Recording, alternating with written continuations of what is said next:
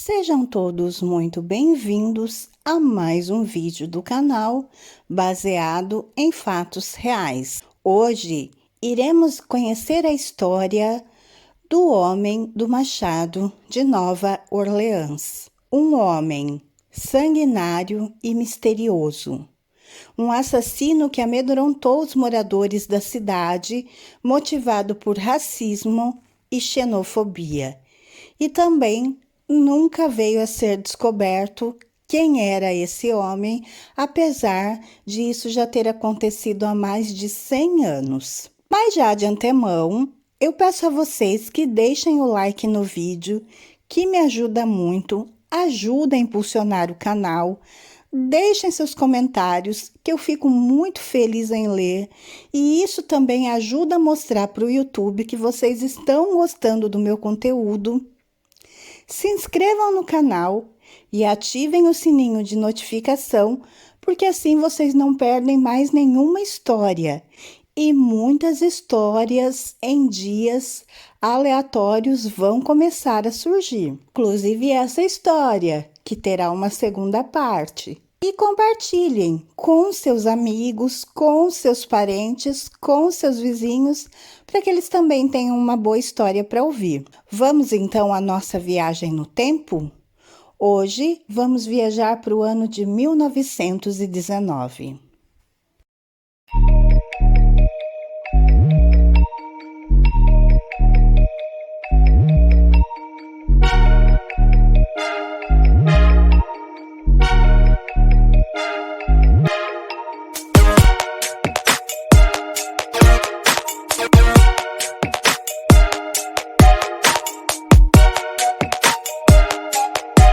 Noite de 19 de março de 1919, o som do jazz ecoava por todos os cantos de Nova Orleans, como nunca havia se ouvido antes.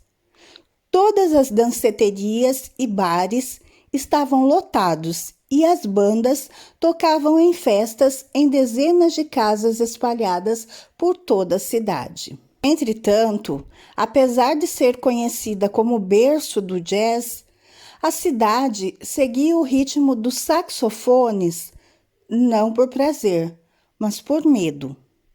Tudo começou 3 dias antes, quando o jornal local The Times publicou uma carta aberta escrita pelo famoso S.K., conhecido como o Homem do Machado de Nova Orleans. O cruel assassino já havia matado antes e ameaçou fazê-lo novamente no dia em questão, às 21h15, caso descobrisse alguma casa que não tocasse jazz. Como o próprio nome já sugere, o machado era sua arma favorita para cometer seus atentados, embora ele nunca tenha usado o mesmo instrumento.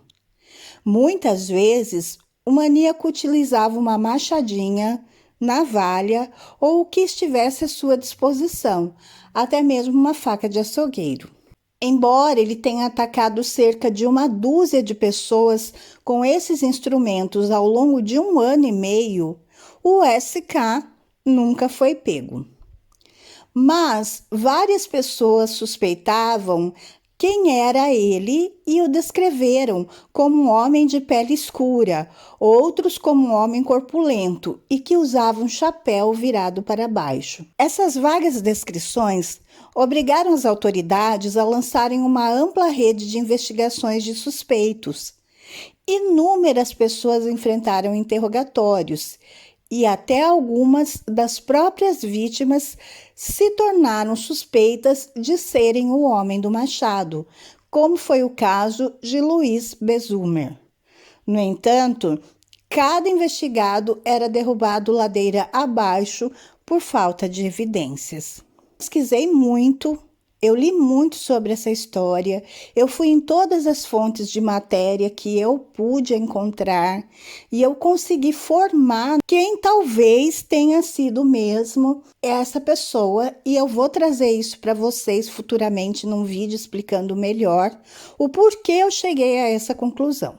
Inclusive tem uma foto da pessoa. Foram e quando foram esses crimes? Na noite de 22 de maio de 1918, o dono da mercearia italiana Joseph Maggio e sua esposa Caterine foram descobertos deitados na cama em uma poça de aquele líquido vermelho. Os irmãos de Joseph, que moravam do lado, foram quem encontraram os corpos. O casal estava com as gargantas cortadas e foram cortadas com uma lâmina de barbear enquanto dormiam.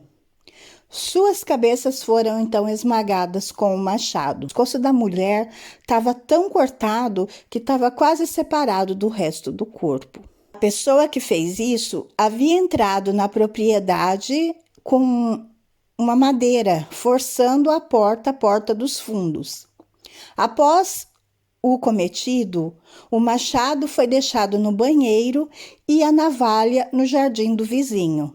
Nenhum item valioso foi levado, porque pelo menos aí a polícia poderia achar que foi por roubo, mas não foi esse o motivo, porque nada foi levado. A única pista que ele deixara era uma mensagem enigmática escrita com giz na calçada a uma curta distância da cena do crime, que dizia: "A senhora Maggio vai se sentar hoje à noite, assim como a senhora Toney." Os investigadores então entenderam que essa mensagem se referia à senhora Toney Schignabra, que era uma das várias donas de mercearia de descendência italiana que foram vitimadas após serem atacadas durante os anos entre 1911 e 1912.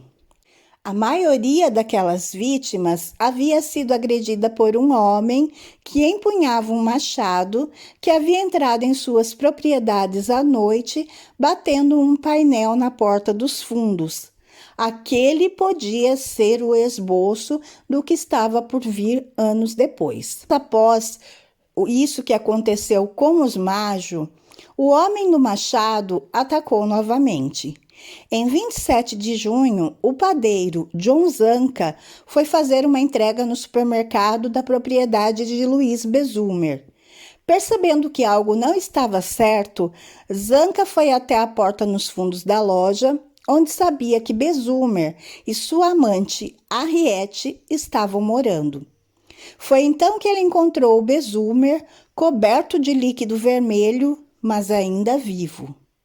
Novamente, os padrões do crime se repetiram. Novamente, suspeitos foram investigados, mas todos liberados por falta de prova. O próximo ocorreu em agosto daquele ano, desta vez com uma mulher grávida, chamada senhora Schneider. Depois de um longo dia de trabalho, o marido voltou para casa e encontrou a esposa coberta do líquido vermelho. Seu couro cabeludo havia sido cortado e alguns dentes arrancados, mas ela ainda estava viva. Felizmente, ela recuperou a consciência, mas foi incapaz de identificar o criminoso. Mas por que tanta brutalidade? Se ele não roubava, se eram pessoas totalmente diferentes, isso também tem um porquê. E quando eu trouxer um vídeo para vocês falando a conclusão que eu cheguei depois de tudo que eu li, vocês vão entender. Mas, apesar da brutalidade que exercia contra suas vítimas, o real responsável por esses crimes parecia longe de ser descoberto, e suas práticas foram se tornando mais recorrentes com o passar do tempo. Finalmente, o SK só parou sua ira após ameaçar a cidade inteira com a fatídica carta que divulgou. Quando o relógio bateu 00:15 do dia 19 de março, a cidade de Nova Orleans estava viva e barulhenta.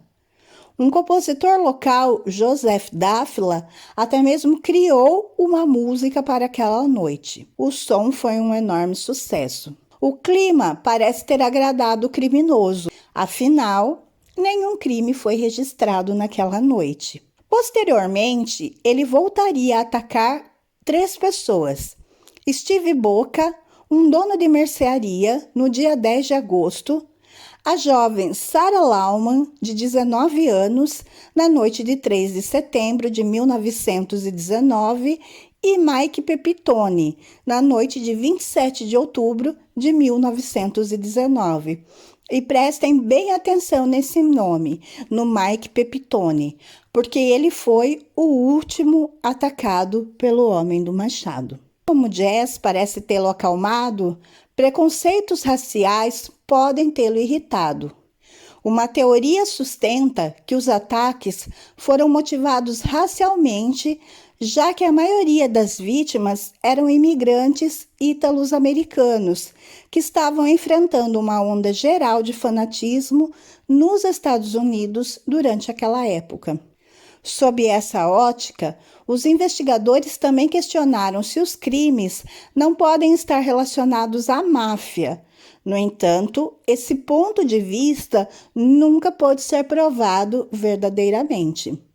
Mas eu vou explicar essa teoria para vocês no próximo vídeo. Portanto, apesar das teorias, a identidade do homem do machado de Nova Orleans permanece um mistério até hoje, mais de 100 anos depois. Essa história do homem do machado, ela também é um dos grandes mistérios dos Estados Unidos, principalmente pelo desfecho, que foi o desaparecimento repentino do assassino, desse homem. Apesar de ter cometido tantos crimes e crimes tão brutais, acabou por nunca ser pego. Essa foi a nossa história de hoje. Eu queria trazer aqui mais falando sobre algumas conclusões que eu cheguei lendo, só que daí sim ficaria um vídeo muito grande. Então eu optei por fazer em 2 vezes. Então fiquem atentos e assistam o próximo vídeo, porque tem algumas informações bem interessantes, inclusive uma foto de quem era um dos principais suspeitos e que eu particularmente acredito que talvez seja ele o culpado. Eu espero que vocês tenham gostado. Deixem nos comentários aí se vocês já conheciam essa história e o que vocês acharam. Deixem o likezinho que me ajuda muito. Se inscrevam no canal e voltem aqui para ver os próximos vídeos. Fiquem todos na paz, um super beijo e até a próxima!